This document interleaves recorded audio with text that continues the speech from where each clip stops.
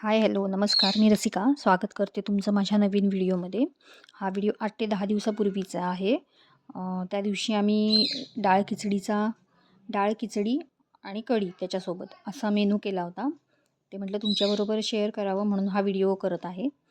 ज्यांना आवडेल त्यांनी लाईक नक्कीच करा आणि कमेंटसुद्धा करा. डाळ खिचडी करण्यासाठी आम्ही डाळ आणि तांदूळ स्वच्छ धुवून घेतलं होतं.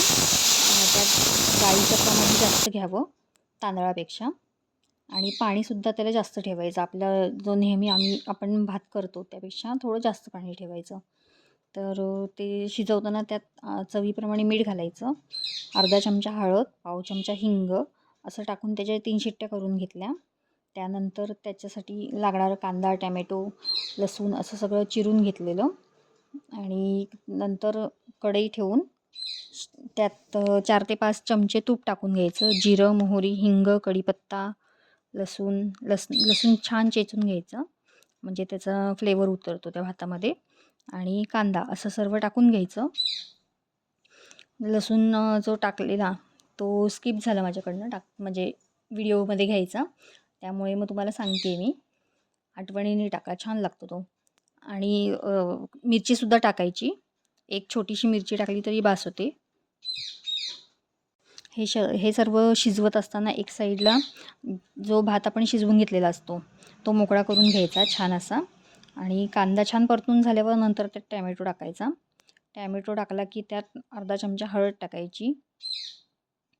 त्यानंतर त्यात थोडा गरम मसाला आपल्या चवीप्रमाणे आणि शाही बिर्याणी मसाला असं टाकून घ्यायचं.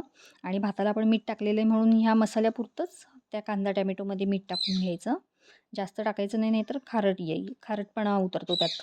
त्यामुळे त्याला लागेल इतकंच मीठ टाका. आणि त्यानंतर तो भात जो मोकळा करून घेतलेला आहे तो त्या कढईत टाकून सर्व एकजीव करून घ्यायचं. आणि एक साईडला मी कढीचीसुद्धा तयारी केली होती. तर कढीसाठी ताक आणलेलं होतं. ताकाला आधी बेसन लावून घेतलं आम्ही थोडंसं. नंतर त्याच्यात त्याला वाटण म्हणून मिरची, ओलं खोबरं, जिरं आणि हिंग असं वाटून घेतलं. ते वाटण त्या ताकात टाकलं. नंतर त्या कढीला छान अशी फोडणी केली तुपावर कढीपत्ता टाकायचं, जिरं मोहरी टाकायची, थोडासा हिंग टाकायचा, मेथीचे दाणे टाकली तरी चालतात. आणि त्याची छान अशी फोडणी करून घ्यायची कढीला. तुम्ही पण असा बेत कधी करता का मला नक्की सांगा. आणि आवडला असेल तर लाईक, शेअर, सबस्क्राईब करायला विसरू नका. असे छान छान व्हिडिओ पाहण्यासाठी माझ्या चॅनलला नक्की सबस्क्राईब करा. भेटूया आपण पुढच्या व्हिडिओमध्ये. तोपर्यंत बाय. काळजी घ्या सर्वांनी. थंडी पडते ना. बाय.